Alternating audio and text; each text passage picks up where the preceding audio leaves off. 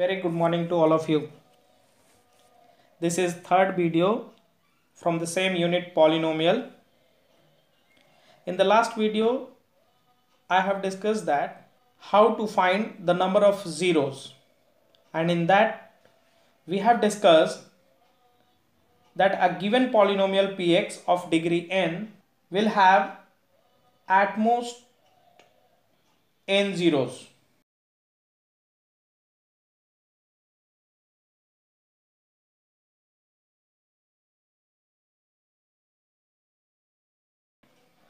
So let us start today. In today's discussion, I will discuss the relation between the zeros and the coefficients of a quadratic polynomial.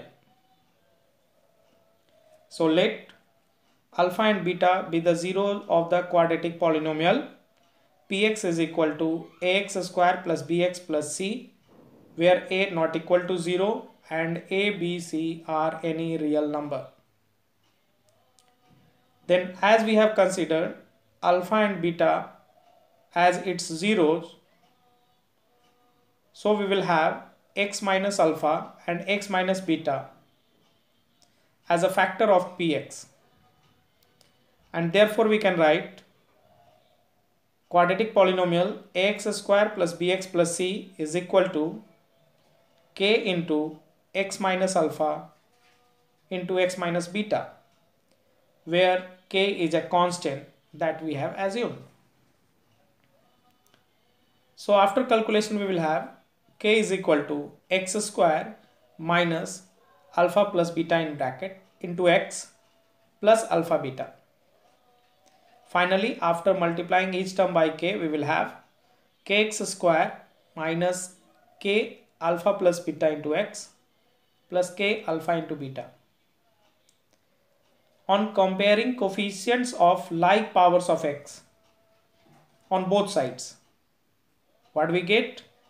We get k is equal to a minus k into alpha plus beta is equal to b, and k into alpha into beta is equal to c. And since we have k is equal to a, so we can write minus a into alpha plus beta is equal to b.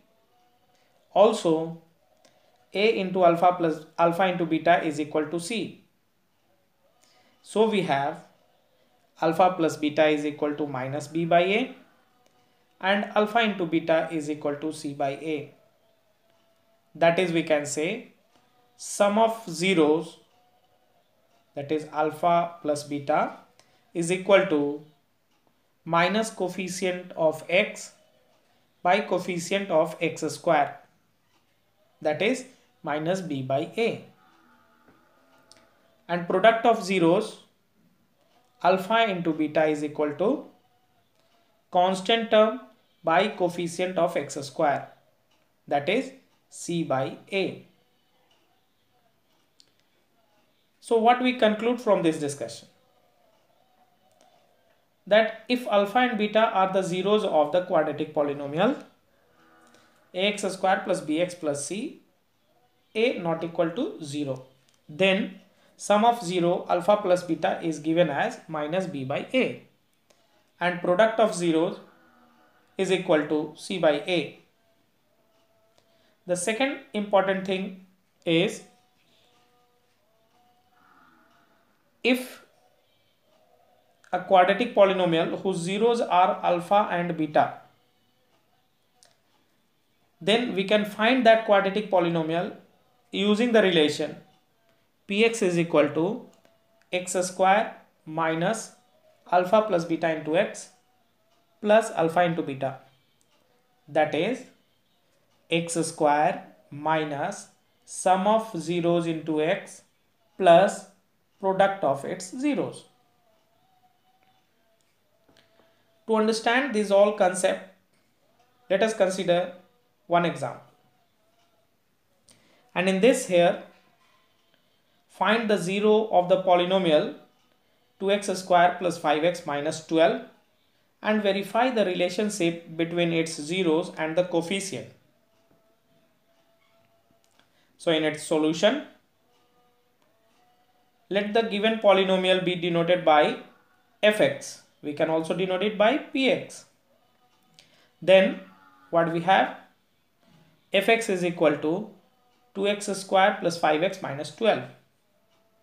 By middle term splitting method, we can find its factor.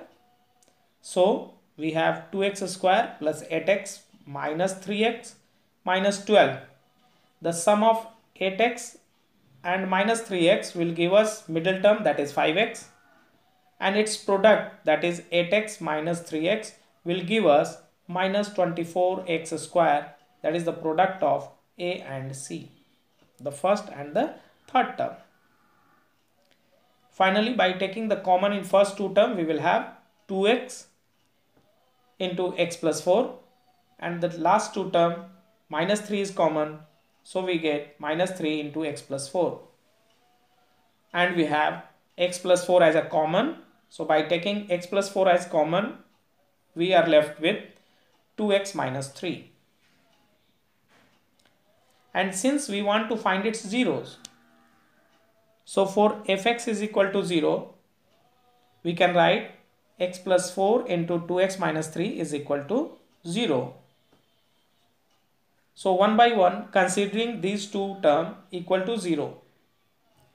If we consider x plus 4 equal to 0, we will have x is equal to minus 4 and 2x minus 3 is equal to 0. Then we have x is equal to 3 by 2. So from here, the zeros of fx are minus 4 and 3 by 2. That is, if we consider alpha is minus 4, beta is 3 by 2. These are the two zeros. Then sum of zeros is equal to, that we know, alpha plus beta. So we have minus 4 plus 3 by 2, and finally we have minus 5 by 2.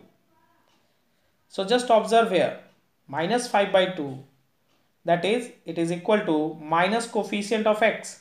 Coefficient of x is what? 5. Divided by coefficient of x square. What is the coefficient of x square? That is 2.